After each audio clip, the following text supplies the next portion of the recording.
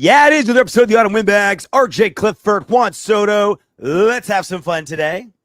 The random live show on a Thursday. Obviously, it was Christmas yesterday, and we weren't going to, neither one of us would have been sober enough to be able to do a show, spending too much Christmas cheering ourselves. So we thought, all right, screw it. Let's do a live show Thursday as kind of a makeup / something fun. It's the holiday season.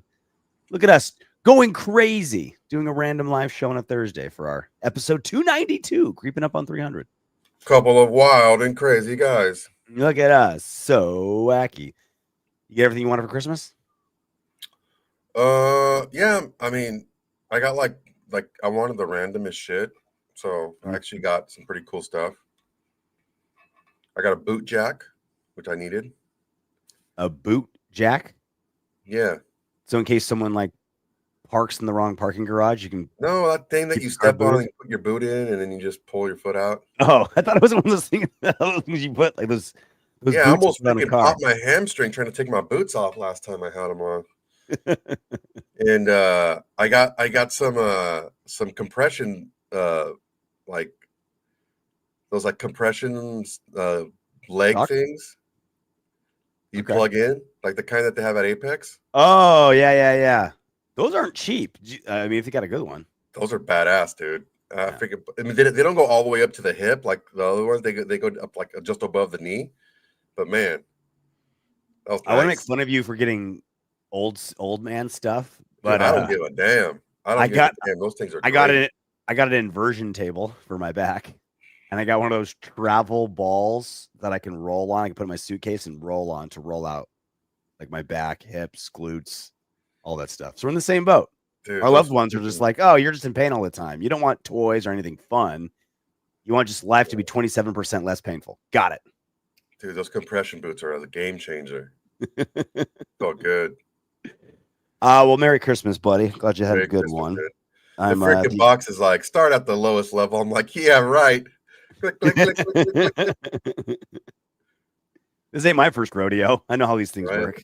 This thing going, wrap it around my dick next time.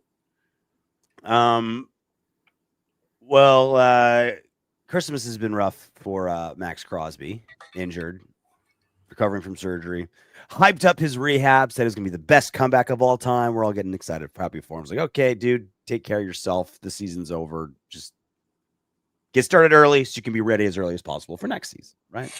Don't miss any off-season workouts, training camp, all that good stuff. So with Maxx Crosby, and I didn't even really hit me till now, but an addict with time on his hands is never a good thing.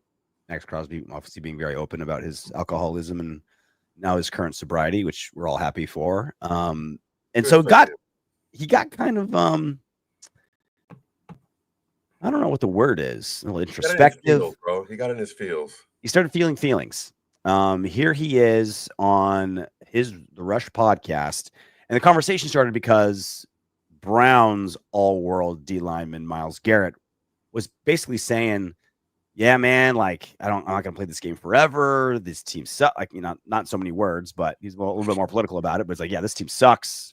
I'm wasting away. I can't play football forever. He didn't say trade. He didn't say I want out, but he expressed honestly nothing too wild or crazy. Just kind of like, I want to win championships, and this team certainly isn't getting any closer to doing that. So we pulled two clips of Max. Here's the first one, him initially responding to what I just said Myles Garrett said. Years of inconsistency, you know what I mean? It's new coaches every other year and this and this and that and new teammates. And there's been plenty of times where I'm like, damn, like this D-line is cold. And then I come back and every single one of them's gone. You know what I mean? And it's like, what the you know what I mean? And then it just, there's on and on and on. There's a lot of things. So it's just like, it's tough, bro, because I feel for Myles because he's in that same boat. He continued with an even longer version. You know what I mean? Like my contract situation, like I have no more guaranteed money. There's a lot of different things. Like obviously, there's gonna be a lot of things that need to be talked about, and I'm looking forward to those conversations. So yeah, it's gonna be awesome. Like I'm really looking forward to this offseason, the process, and I will say, like, on top of it, like, the Raider fans have been dope and I love them to death. Like, that's one thing. through everything, like the fans have truly since day one like embraced me and being in their corner, and I think it's been the dopest shit. Like even with my injuries and all the shit, like the support has been like the coolest shit ever. And so yeah, there's so many different things that got to be talked about, so it's gonna be interesting. I'm looking forward to it. So the cliff notes are, he's like, yeah, man, I totally get what Myles Garrett is saying. When you're not winning and you're putting everything you can into it, it sucks. And now I have no guaranteed money left on my contracts. We'll have some negotiations. We'll talk a little bit. We'll see what we're supposed to do. And Raider fans are the shit. Is he venting Soto or is he threatening? It sounds more like I wouldn't even say he's venting. Because if you take what he says literally, right, just exactly what he says, it could be taken as he's excited for the new direction. He's excited to have somebody like Tom Brady have a lot more control over what's done, and he's excited for a plan. And that could be right. The problem is he was speaking in the context of Myles Garrett not being happy in his position and how he understands that. Well, normally you understand something because you're either going through it yourself or have gone through it. And that's why it leans a little bit more towards, he feels similar. And you can't really blame him for feeling similar. The issue that I'm having with this whole situation is he spearheaded a kind of a campaign to get Antonio Pierce hired. Got what he wanted, and things just didn't work out. This wasn't something like believe what you want to believe. Telesco didn't go all in this season as far as like free agents and getting this and that because we need to get the roster younger. We went from like third oldest to like sixth youngest. We need to start getting some foundational pieces that we can have for a long time. I think we drafted 4 of them in the first 4 rounds. Those guys are going to be starters for a long time. We have another offseason like that. We sign 1 impact free agent, and we get 4 more starters out of this draft, of 4 young guys that are upgrades to what we currently have. What the hell? That's a great start, right? Yeah. The issue is the quarterback position. Where we are right now, it's going to be very difficult. A lot of people have a lot of hope,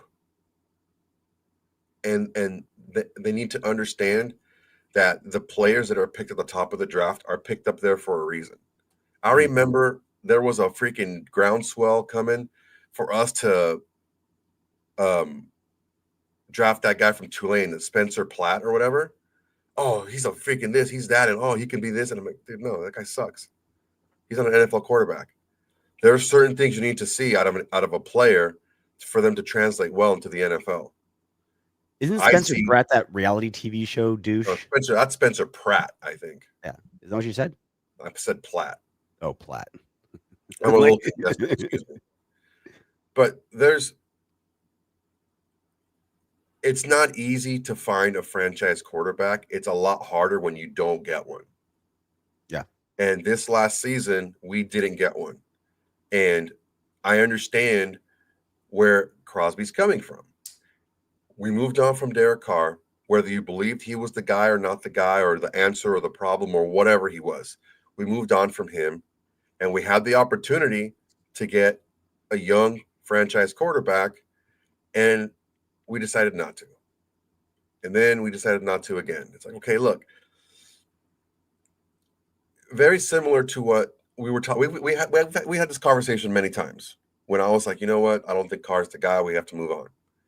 Who are we going to replace him with was your big thing, right? Mm-hmm. Michael Pratt. There we go. Billy Ray Valentine. Billy Ray. Karate Man bleeds on the inside. Who is that from? Who's that from? So my thing was, even if it takes you a year to find him, set yourself up for one. The thing is, your buddy Josh McDaniels didn't set himself up for anything. He threw all his eggs in the Tom Brady basket. Tom Brady was feeling his feels because he was getting cheated on and getting divorced, and he retired. Don't ever let your wife take jujitsu. That's the lesson I learned. They'll end up fucking him. Yeah, for sure. He's going to sink that fifth hook in deep. Mm-hmm. So that was the huge mistake. So it's like it's almost like we have to erase that year from our minds as fans, but unfortunately, Maxx Crosby can't erase that year on his body. And it's getting more and more, and we're starting to see all those snaps come and start to wear him down. He's not the biggest guy. He's not a huge guy. He's tall and lanky, but he's thin, and he's in great shape. But all that punishment, you can't play that many snaps in the NFL and expect to go out unscathed. And we're starting to see the years pile up. And I think this is what Maxx Crosby is looking at, is like, I have a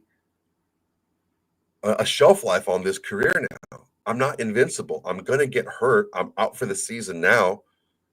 That's the realization he's going into. So in a roundabout way, what I'm saying is the mistake of Josh McDaniels is still biting us right now, because when we should have gone in on the rookie quarterback, we didn't, and now we're kind of caught in in-between zone where we were caught mortgaging a future for a quarterback, or doing what we did, taking a punt year and saving up cap and getting younger and building a team.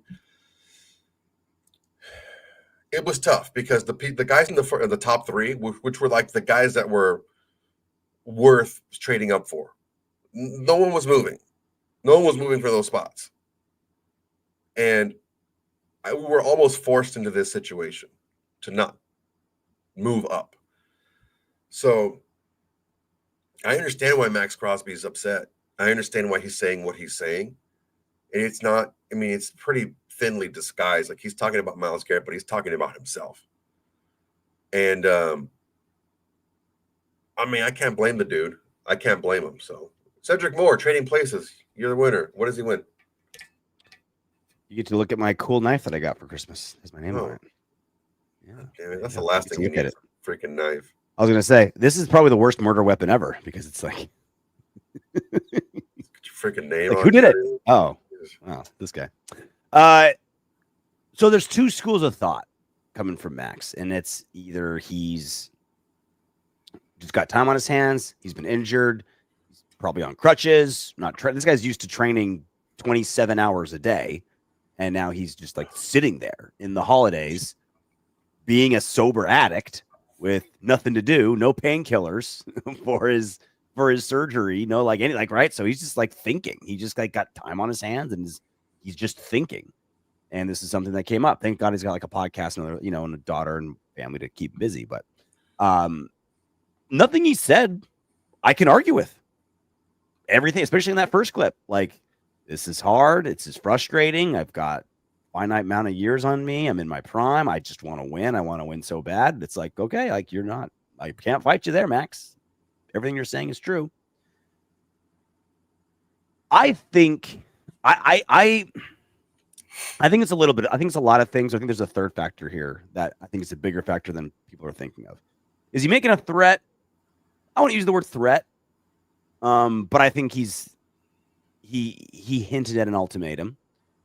I think he's definitely venting. I think it's definitely like therapeutic for him, just like, I gotta get this off my chest. Like, this fucking sucks, like I work so hard and we do so much, and he's talking, and it's one thing if there's like a core group of guys you believe in and you're just falling short, or the injuries just piled up, the turnovers didn't go your way, but it's like a new coach every year, new players every year, like, it's just like, where's the plan? Where's the hope? Where's the all right, guys, we're doing the right thing, we got to get to the mile number 10 and we're just on mile number 3, but we'll get there. And it's like, there's no plan, right? So I think he's venting that frustration, which I agree with. But there's the third thing. He's might look for a contract negotiation this season with no guaranteed money left on his deal. I think this is partly a negotiation ploy as well. I don't think that's the primary factor, but when you're dealing with $100 million contracts and there are a dozen people involved that benefit from this between agents, lawyers, accountants, there's a lot of different people involved in this. The pie gets cut up in different places. Every little thing can mean something. You don't want to go to the negotiation table because all he's done ever since he's been here is Raiders tattoo, Raider for life. This is all I care about. All I want to do is win. I love this place. If you go in there looking for a negotiation, you're like, all right, this guy's not going to go anywhere. We don't have to play hardball. It's one thing. If you go into a contract negotiation like Maxx is now saying, I'm unhappy, you need to make me happy, then you've got a little more leverage if you're old Maxx Crosby. So I don't think that's the primary focus, but I think that is part of it. Definitely, it plays a factor into it. I want to say this before we move on. I don't want to get rid of Maxx Crosby. Okay? Don't want to do it. Do everything we can to keep the guy. However, if trading him gets us a franchise quarterback, it's worth it. Because a quarterback is infinitely more impactful to a team than even a superstar defensive end. Ultimately, infinitely more. He impacts the game so much more. Even a very good, not let's say an elite, but a very good quarterback impacts your team so much more than even a top defensive end does. So that's just the reality of it. That's just the reality of it. And if he's going to go on there and he's going to hint about do this like last season, do this, or we're going to have to talk about it, hire this guy, or we're going to have to talk about my future, or we'll have to talk about my contract. If he's going to do that, then it's okay for us to say moving on from him is okay if this happens. So, does he want to leave? I don't think he wants to leave. I think he's kind of like begging and searching for a reason to be excited about staying. I don't think he's excited about staying as far as him playing for that specific team. I think he's excited and he loves the fans and he loves the support, but I think he's tired of losing. And I think he's tired of not having a hope of winning. So if the Maxx, same. Yeah, if the franchise, Tom Brady and others can paint a picture for him that's not 3 years down the line when he's washed and 30, because I mean the way his trajectory is going, yeah, it's going to be rough. Usually these guys don't get healthier as they get older, especially a guy that plays so many snaps like Maxx does. So if they can massage him a little bit and they can paint a picture for him that's feasible, as clear plan, then yes. Unfortunately, we've seen this a couple of times already with Josh Jacobs. If you guys think Josh Jacobs was hurt at the end of last season, I don't know what to tell you. Okay. He didn't want to play. You could tell he didn't want to play when he showed up, when he was fat as hell. Okay. Devontae Adams didn't want to be there from the second he showed up. He was talking crap on Derek Carr and the whole team and everybody else from the moment he got here. We've seen this happen before. Now, am I saying that Maxx Crosby is to that level? I don't think so. I think he's a little bit more genuine in his words. But you can't take those words and just brush them off. Because this is two, technically it's his off season now because he's out for the year. This is 2 off seasons in a row that he's even letting that conversation come up with him moving on. So that's something that needs to be addressed. I mean, you're right. Like if you turn losing Maxx the silver and it ends up getting us to a quarterback, that's a good silver lining, right? Like that's turning a negative into a positive. That's turning, making lemonade out of lemons. Like I don't want that though. I'm so fucking sick of losing our best players. I'm so sick of it. And getting pennies in return. Darren Waller, we got a third. Devontae Adams, we gave up a 1 and 2 and got a third. Derek Carr, we got nothing. A franchise quarterback, got nothing for him. Like, I'm just so sick and tired. Like, just one time, I like for us to be the fleecers. We're always the fleeced. I don't know, man. I think Waller was a pretty good fleece. Well, it ended up being, but like someone like at that level was coming off back-to-back all-pro seasons. It's like a third. In hindsight, obviously it worked, but you know what I'm saying though, right? Like I had this thought, like I was thinking about this Maxx Crosby thing, and I was putting the show together, and we're going to talk some Brock Bowers again, just the shining light of this season. Thank God we got, something positive, like something extremely awesome out of this season that went so bad. And I'm thinking to myself, like, yeah, he'll probably be a Bear in 4 years. He'll be he'll be a Viking in 3 seasons because we'll fuck it up. They'll be pissed, want to leave. Our GM will do something stupid. Our coach will be fired. He's not going to want to be here. Like, it just kept going through my head because I see all these great Josh Jacobs gone. Like, all of our very best players the last 10 years, like, they rarely just, like, stayed with us. They always bounced. Our best players always bounced. And that's partly how the league is. But it's like, we lose like the primes of the best players often, or like when there's still good years left and they're left on bad terms. And it's very rarely like, hey, yeah, you had a great run here. We paid you all this money. We know you've only got like 2 or 3 seasons left. So, okay, we're going to let you walk. We'll build a statue later. Like even that, we don't even get leaves like that. We get guys that just like leave pissed or just like get poached and bounced. And all our best players don't stick around. And so like everything you said was 100% true, Soto. Like, all right, if we have to get rid of him, we get 2 firsts. We use that to trade up. We get our franchise quarterback. There's our silver lining, right? We turned it into something positive. But how about we do what all good teams do and fucking get both? We keep Max and we go get our quarterback with our we have more draft capital than any team in the league and $110 million in cap space. Like, how about we do what good teams do and hold on to our best players and get better and not be like, all right, well, Max wants out, bye. Like the second someone's disgruntled, well, fuck you then. We don't want you here. The Niners have someone hold out every single season, and they find a way to make it work. Because that's how good organizations run.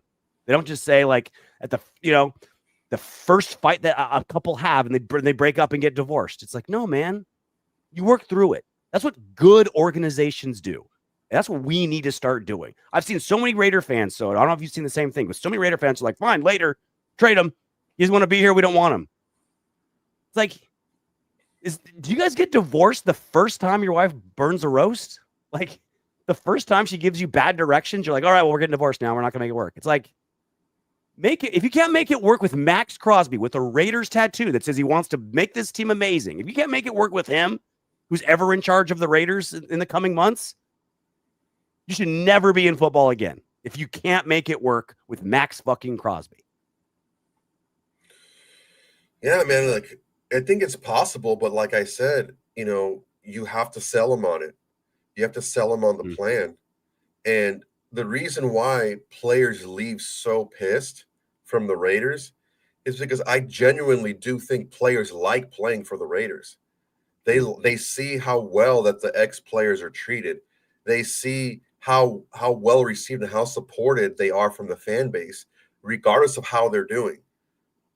And it feels good. It feels good. Like, you know what? I want to win, but I also want to win for these guys. I want to win for these fans because they come out there and they support us, and they can take a lot of crap, but they're willing to fight anybody that says a bad thing about the Raiders.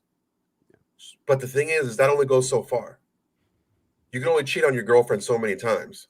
And then actually she just freaking turns around. They may always have some fondness for you. They may always look back and say, you know what, we had some good times. But ultimately, there's a point where there's a cutting off point and you don't look back. And a lot of times that breakup is nasty. It's bad. And that's what happens a lot of times with our top players is I put all this into you and you say you put all this into me, but when the time comes, you don't do it. For whatever reason. This is Tom Brady's opportunity. If he is going to do what we're all not thinking he will do, but hypothesizing is a good possibility. Come in and take over, right? If that's what Tom Brady's about to do, he's going to come in and take over the Raiders. This is his very first time to show that what he can be as a GM, team president, special executive, fucking czar of operate, whatever title he's going to have, right? If he calls Maxx Crosby and fixes this, with a phone call, right? The easy thing to do is trade him. The next easiest thing to do is just pay him off. What good organizations and successful people that should be taken seriously do is they get on the goddamn phone and they fix it with words. And if Tom Brady is going to start, going to take over, he wants to win the hearts and minds of this team, the organization, the fan base, the players, the coaches, everyone from the executives to the janitor. You give Maxx Crosby a call and say, I'm coming in. I've got a plan. We're going to fix it. Well, first you say, Max, how are you? How are you doing? How are you feeling? I watched the Rush podcast every single week. I heard what you said. Tell me what you're feeling, man. Tell me what you're doing. And then you convince Max that I'm Tom. I'm going to come in. I'm going to fix this. Stick with me, buddy. Can you stick with me? Can you promise me that you're going to keep giving the same 110% you always do? Can you promise me that, bud? Like, this is your chance, Tom. This is your very first opportunity because Lord knows you're going to have many. Yeah, everyone needs to come to an understanding. And I think what's happening now is, like you said, Maxx Crosby has a lot of time on his hands and he's thinking about things.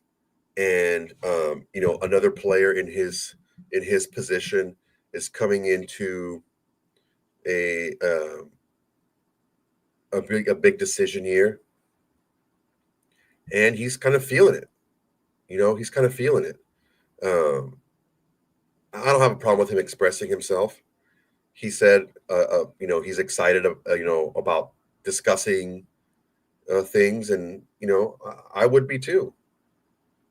Either it's going to be positive for him. Either he goes to a place where he wants to go, or he likes what's going to be laid out as far as a plan for the Raiders, and he's more than happy to stay. So we'll find out what Telesco thinks about it, what AP thinks about it. They have their pressers, throughout the course of the week, and they'll all be asked about it. So we'll get what they think, probably get some players' takes on it as well. We'll keep you up to date on what they all say about it. But it could also be a whole lot of nothing. It could be, hey, he just vented a little bit, got it off his chest, bunch of time on his hands. He's like, all right, I got it out of my system. We're good, right? Could also be that too. We could be overreacting, but when someone like Max, who's been about as Raider as you can be for the last half decade, comes out and says, like, yeah, man, I don't like it. Something's wrong. I'm pissed. We're gonna have some negotiations. You take it seriously. And I hope Tom Brady's got him on speed dial. They could be talking right now. It makes more sense for us to have a negotiation. I mean, we have enough cap space anyway, but you can always use a little more. Yeah. There's no more guaranteed money. You can convert a lot of that into bonuses, and it's not going to hit your cap at all.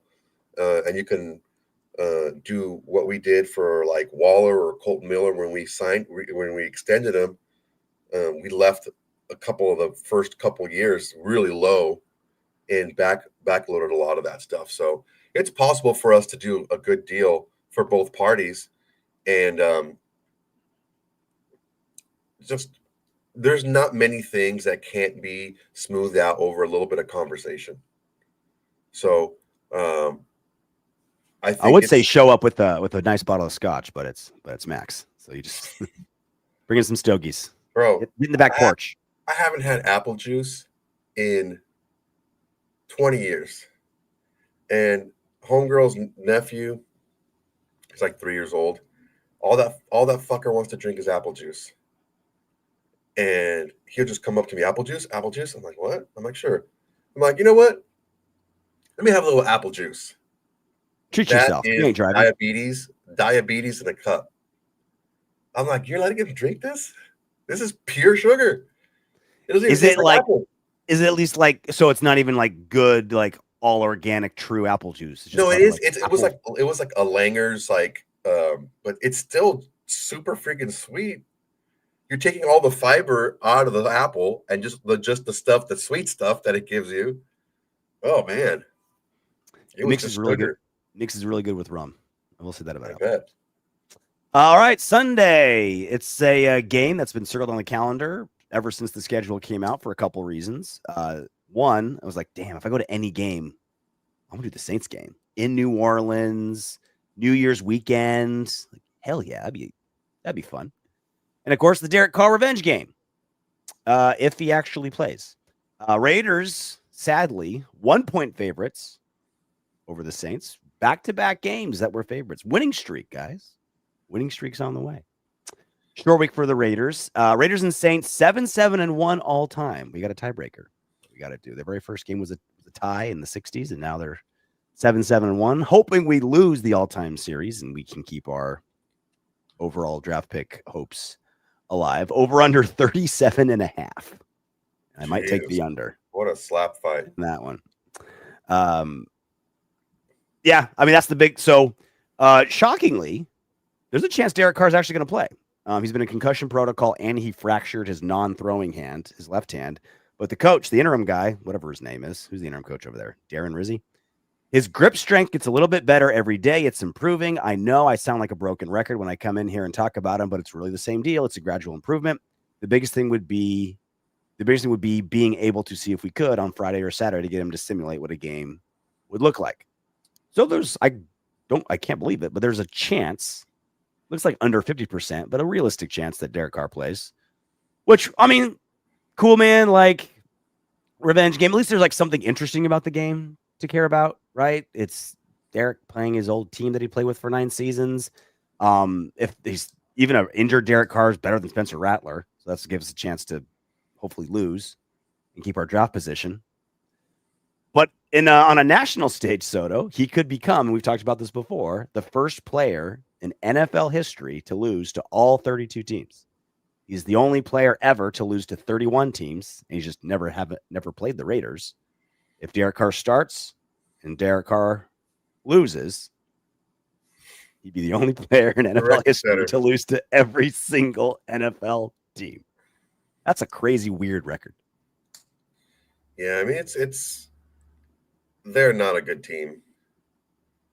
But there's just you can tell a lot of things from a team by how they act and how they run their business.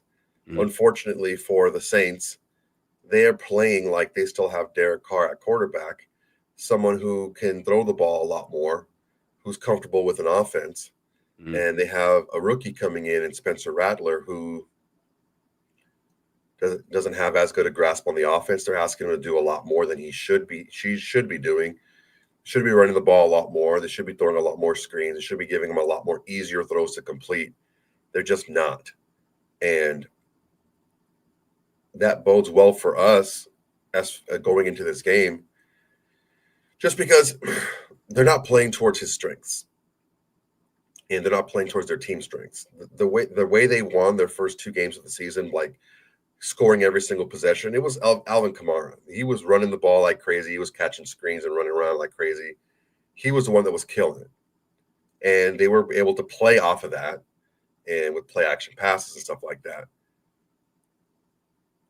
I'm not so sure that even if Derek Carr plays, it's going to move the needle much. They're just not a good team right now.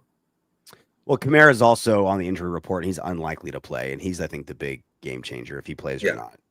If he doesn't play, the biggest one. This team is dusty. As bad as we are, I don't know if we're worse, but we're pretty close. I don't know what to root for.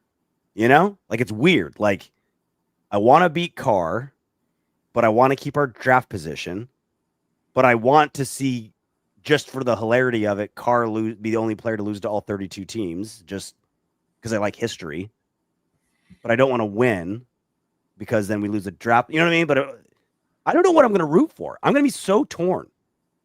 I'm going to be like a bi-curious kid in college. Like, I don't know what I like, what I don't like. We score a touchdown. Am I going to feel good or bad? Carr throws a touchdown. Am I going to be happy or sad? I don't know what to feel. It's going to be so weird. I mean, it should be easy for you. If Carr throws a touchdown, it's Carr throwing a touchdown, and it's us being closer to having a worse record.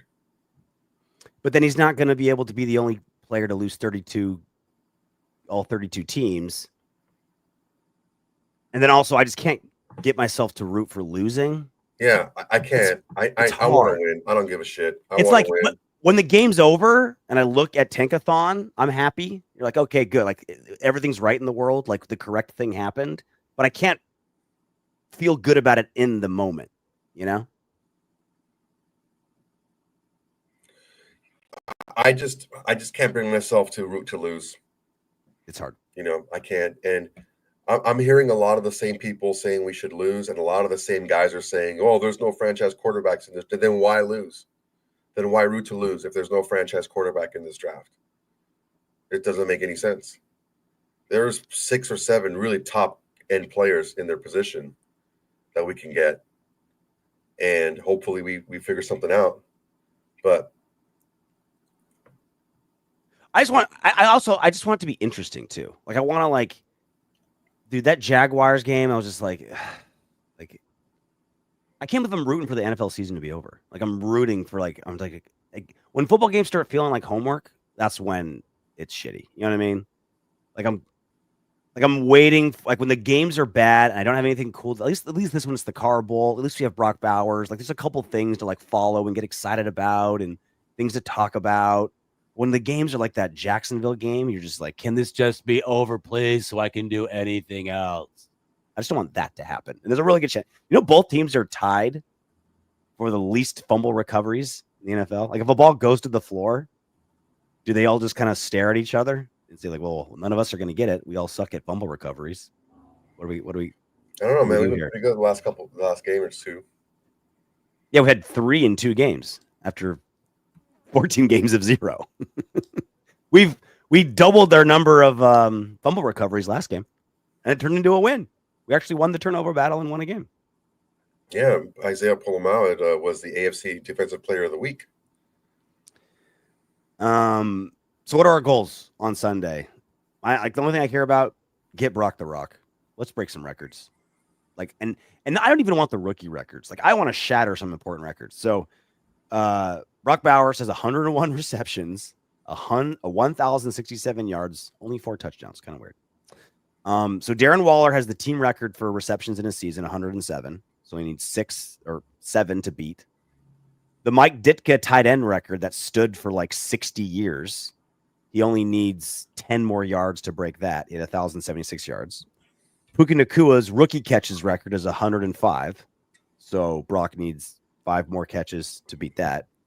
And then Zach Ertz has the record for most catches for a tight end at 116. So he needs 16 more receptions in the next 2 games to beat that. So I want all those records, not just beaten, but shattered. And I know everyone's like, oh, Jaden Daniels has already wrapped up Offensive Rookie of the Year. I still want to go for it. No tight end has ever won it. If Jaden Daniels can maybe shit the bed in back-to-back games and Brock Bowers can break all these records, maybe. I know it's basically a quarterback award. But if Brock Bowers can be the only tight end ever to win Offensive Rookie of the Year, that'd be awesome. That'd be something to salvage out of this season. That'd be cool, man. It'd be definitely a silver lining on a dumpster. Just give Brock the Rock. There should be t-shirts. Man. Give Brock the Rock. You know, guys, I see a lot of this. A lot of you guys talking about quarterbacks being on. I wouldn't be so sure. I wouldn't be so sure that everyone is rating these quarterbacks to go extremely high. Just because Dion is saying it, I just wouldn't be so sure, guys. I think last year opened a lot of eyes for a lot of people when 6 quarterbacks went in the first half of the first round. I think that opened up a lot of eyes for people. Like Penix getting drafted when they already just signed Kirk Cousins. Bo Nick. We were thinking Penix and Bo. It's maybe we can wait till early second round and grab these guys. They didn't even reach us. And I think that goes to show you how the league views quarterbacks, even if they're maybe not amazing or, they don't rate as high as other classes. I think owners get involved. You know, they're like, I want a franchise quarterback. I want a superstar. I want someone to put on a billboard. I want someone that's going to sell season tickets. I want somebody that's going to sell jerseys, you know, and a first round quarterback. Is there anything that looks more like hope than drafting a quarterback in the first round? You know, no matter how dismal your season is, if you get a first round quarterback in his rookie season and you see him in a jersey for the first time, like that inspires hope more than anything. So I think one of the things that you need to take a look at is take a look at a couple of years ago when Hendon Hooker was taken, I think, in the late second. And then Levis was taken in the second, not in the first. These executives aren't gonna draft these quarterbacks much higher than when they would normally be. Because I've said this before, and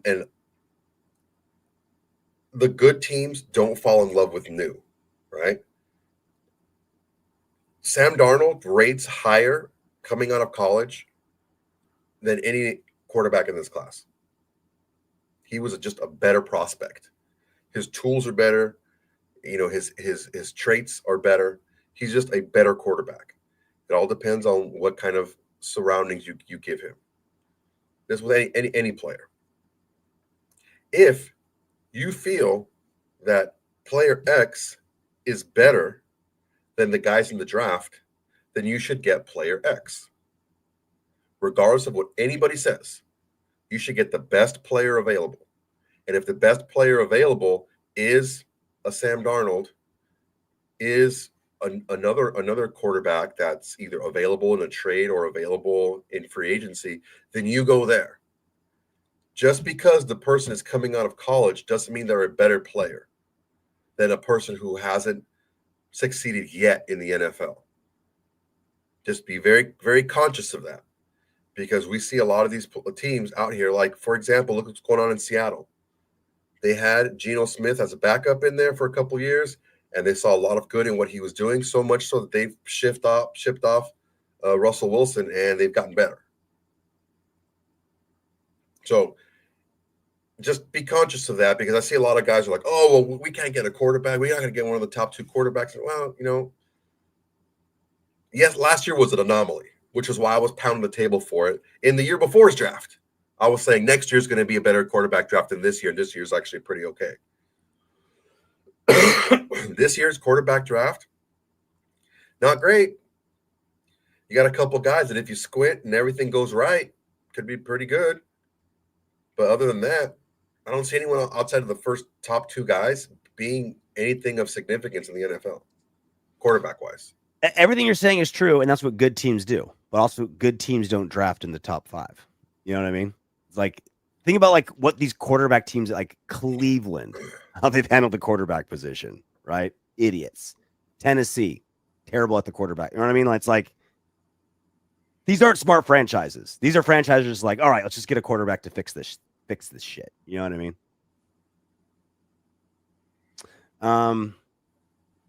All right. Anything else? I know you're not feeling great, Soto. Wrap up if we need to. I'm all right. I can give us another couple minutes. Okay. Take some questions? Sure. You want to take some? Fire away.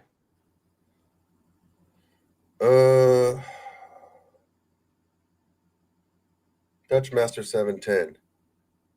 Y'all would cry like bitches if we signed Darnold this offseason.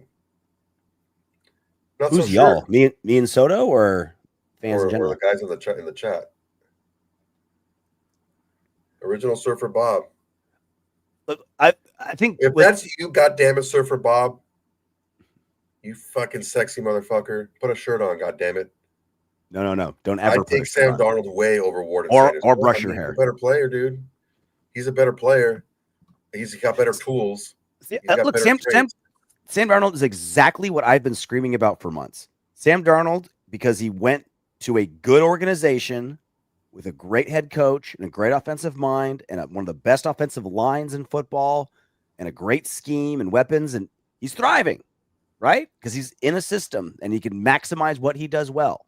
Like, yes, like Sam, like, what a great example. Sam Darnold is what I've been talking about. Everyone's like, we need a quarterback. We need a quarterback. Yes, we need a quarterback. Full stop. That is 100% correct.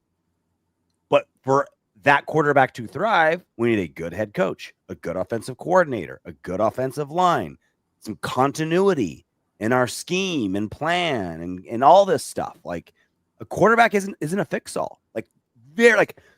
Very rarely is a quarterback a fix-all. Like Joe Burrow taking the Bengals to the Super Bowl. Like, that's crazy. It's like you talk about Geno Smith. Like, what? Why is he thriving in Seattle? Seattle's a well-run organization. Quarterbacks don't fail in Seattle. Jordan Love in Green Bay. It's a well-run organization. Quarterbacks thrive in Green Bay. You either has to be like Joe Burrow God level, or everything has to be right. Or not everything, but much better than we have now. So a good quarterback can be a good quarterback and have the tools to be good and maximize what he does well and look better than his full capacity. Like, you got to have, you know what I mean? You either got to have Joe Burrow or you got to have Kevin O'Connell, someone smart, good line, and then you can pick up, a good quarterback and you can win. Surfer Bob, I'm comfortable in my masculinity to be able to tell another gentleman when he's a good-looking guy. And I would stay with your wife because I'm not going to give it up. So, Raider Zach, LOL, Darnold would not even give the Raiders the time of day. Raider Zach, you don't know how business works, sir. It's about the money. It's about the money. So if we are able to give him a contract to his liking. That's what I'm saying. Like, who are the front runners to get Sam Darnold? Really? Like, who has the money to pay him, the need at quarterback, and are a more attractive option than the Raiders? Like, I get it. He ain't going back to the Jets, I'll tell you that. Number one. Who else has a lot of cap? Check it out. Look, and here's something else. There was a lot of hype going into the 2021 draft about that quarterback class. I was not very high on that quarterback class. You had Trevor Lawrence, Zach Wilson, Trey Lance, Justin Fields, and Mac Jones. We could probably get Justin Fields or Mac Jones this offseason, right? And the next draft, teams were a little bit more hesitant to reach for a quarterback because we take a look at the 2022 draft, and Kenny Pickett was the only quarterback drafted until the third round, and he was drafted number 20 overall. And everyone had all this hype on what's his face.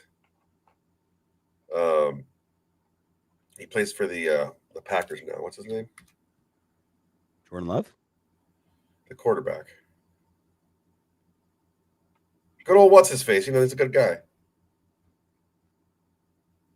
God damn it. What's his name? I'm getting old, man. I don't know what you're talking about. Jordan Love? The quarterback that was drafted. He played at Liberty. He plays for the Packers now. He was drafted by someone else. He was drafted by the Titans. Malik Willis. Yeah, Malik Willis. Is that what you said? Yeah. Oh. Well, I named all their quarterbacks, Jordan Love and Malik Willis, and you're staring at me blank. Well, I'm having a minute right now. Okay. All right. Here's the cap space in 2025.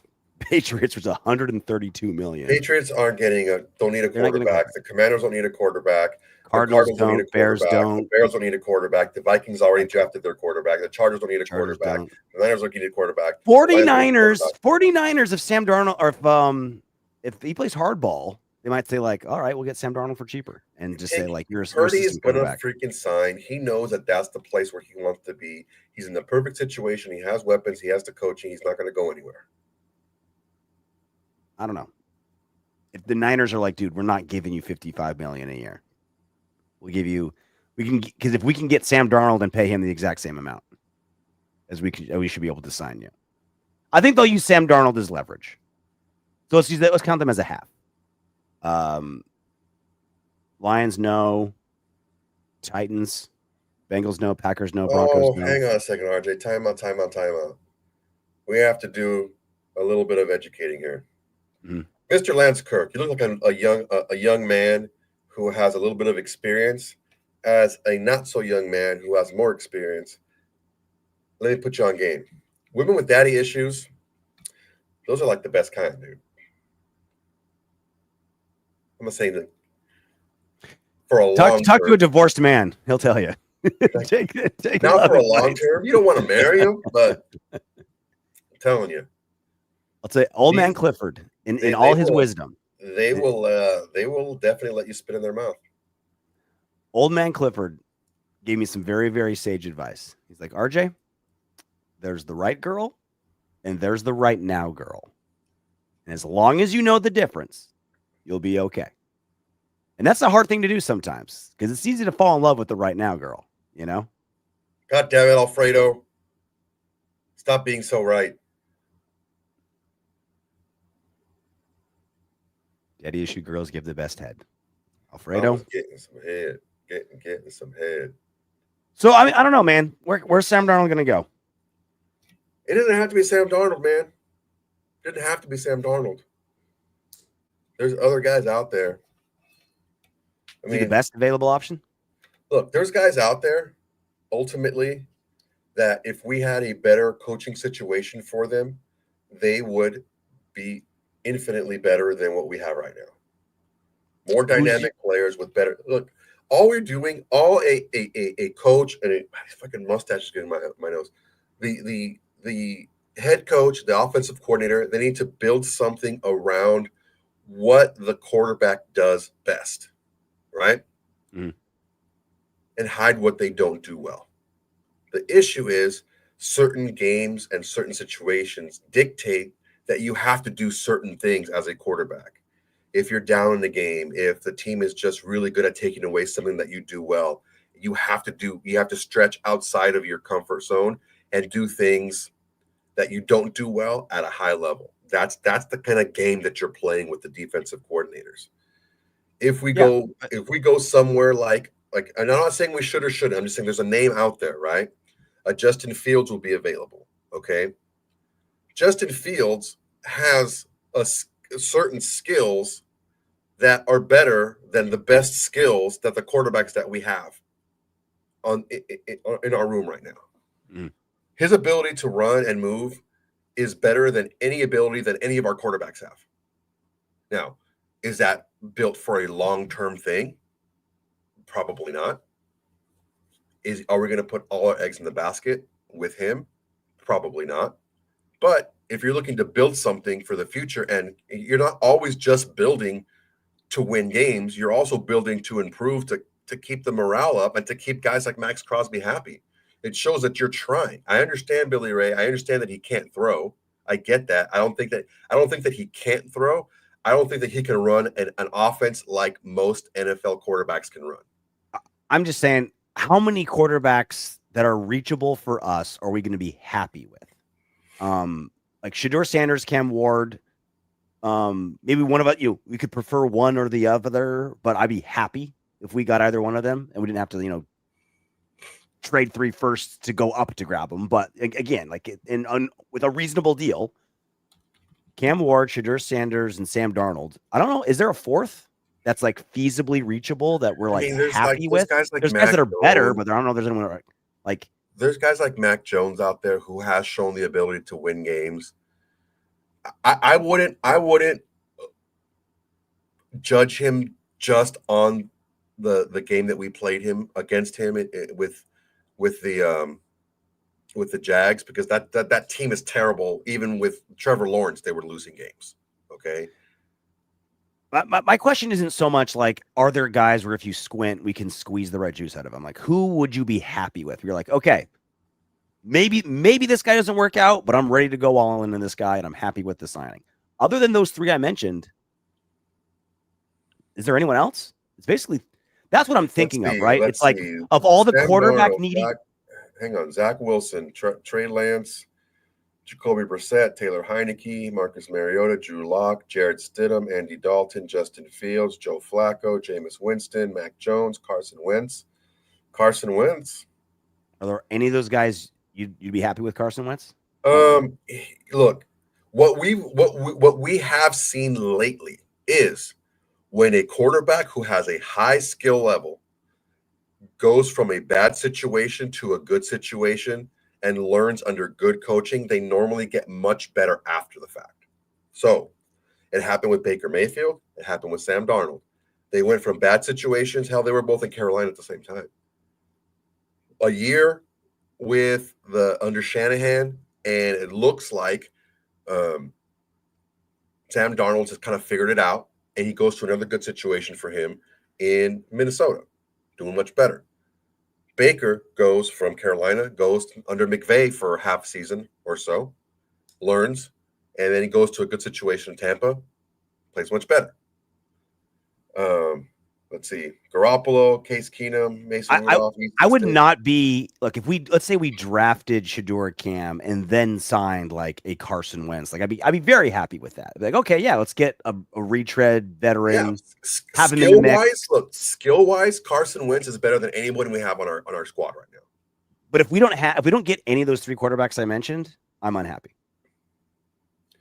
The issue that we're looking at is there's going to be a lot of teams who want that same thing, but that's the conversation I'm trying to start. Like, who are we up against for the three quarterbacks that we want? Everyone else in the top 7 or 8 teams in cap space don't need a quarterback other than us. That's great news. So in the Sam Darnold sweepstakes, we have the most money, which is Raider Zach.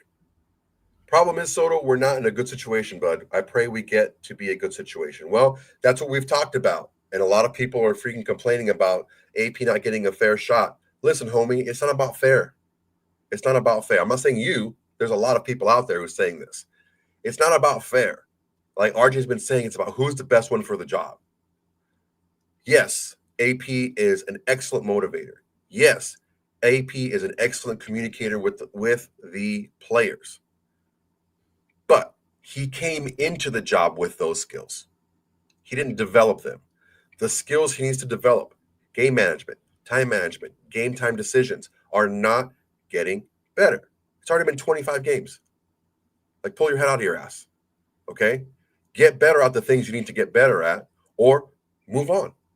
And we can make this a better situation, and we can make this a better destination for quarterbacks to want and free agents to want to come to. But we need to make smart decisions. We don't need to make quote unquote typical Raider decisions. He's a Raider guy. He's a Raider this. He's a Raider that. No, we don't want that, because the Raider way that we've been doing is losing. And we don't want that. Yes, AP is a Raiders guy for sure. Unfortunately, he's not getting any better at his job. I'm not talking about wins and losses. I'm talking about him getting better at the things he needed to improve on when he took over as head coach. Yes, great communicator with the players, great motivator. But again, he showed up fresh out of the box with those skills. So that only goes so far. When in game, you're getting outcoached by every single coach out there. So we have the opportunity to make this a destination for players and make it an attractive destination for people who are looking to. I mean, if this doesn't go well for Sam Darnold, if he signs, let's say, a 4-year deal with us and things, or whatever, he signs a 4-year deal, and where he goes, he ends up playing like crap because he has a bad situation, that could be it for the guy. That could be the last contract he signs. So it's a big decision for him. It's also a big decision for us as the Raiders to either, to who are we going to choose in the 3 top most important positions in an NFL team, which is head coach, offensive coordinator, and quarterback. It just hit me, dude, how dire our situation is at quarterback. Like, there's 3 guys I'd be happy with, or we're just trying to squeeze juice out of a guy that's already failed somewhere. Like, that's what we're at. Shador, Cam, Sam Darnold, or we're doing a Justin Fields roll the dice crapshoot. It might be a time. It might be this season where you do. I hate to say it because we keep fucking rebuilding and it keeps sucking. But it might be a season where you just do everything you can to do everything we've been talking about and build everything around the future quarterback. And then maybe next year, see if we can get a quarterback. I'm not saying give up on getting Shador or Cam, but there's only 3 really like grabbable quarterbacks I think that any people would really want. And we got a lot of competition. We got the most money, but that's not always it. And we're not going to be, it doesn't seem like we're going to be in the top 2 picks in the draft. I don't know. Look, there's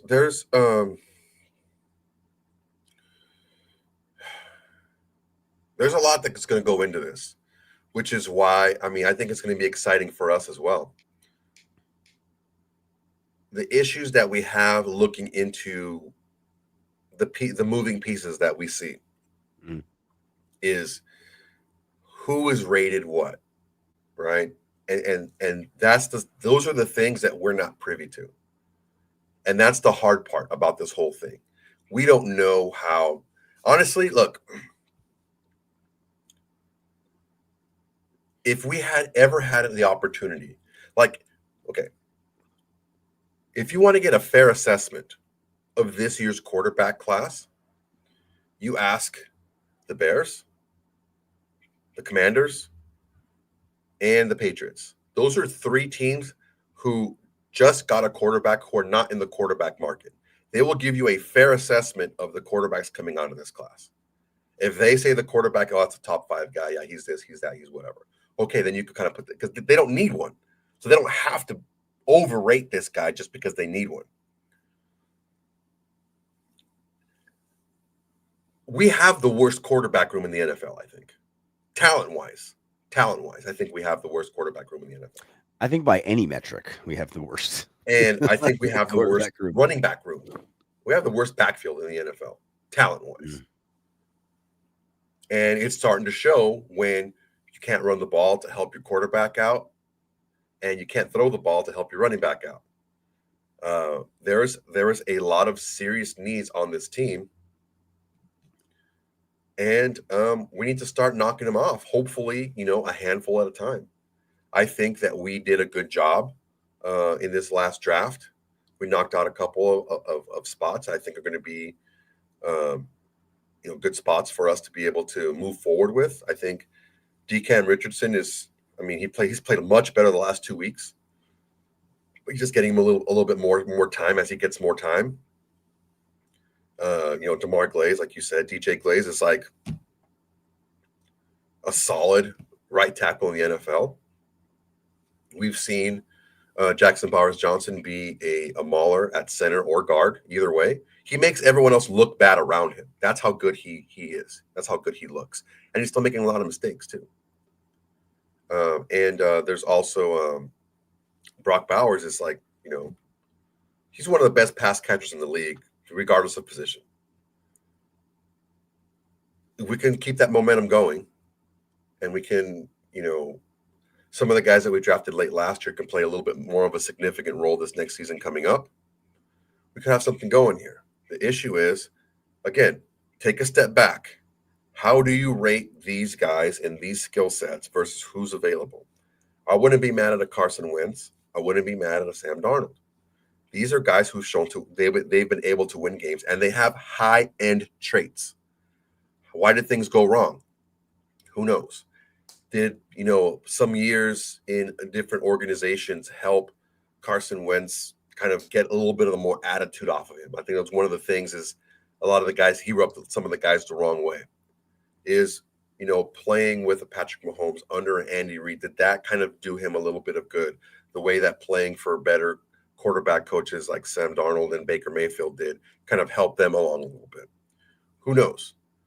We just got to take a look at the player and their abilities and not what they've done so far, because they probably always haven't been in the best of situations. All right, I think that does it for us. We will be doing a live show on Sunday in the New Orleans game, as always. And then we'll figure out what we'll do for New Year's. next week. This holiday on Wednesday is really throwing off our schedule. Maybe we'll do another live one just because we're crazy like that. That's it for us. Until then, knock on wood if you're with me. Hey, you made it to the end of our video. Great job. I know you want more. Go ahead and click the next video. And if you're feeling crazy, go ahead and subscribe.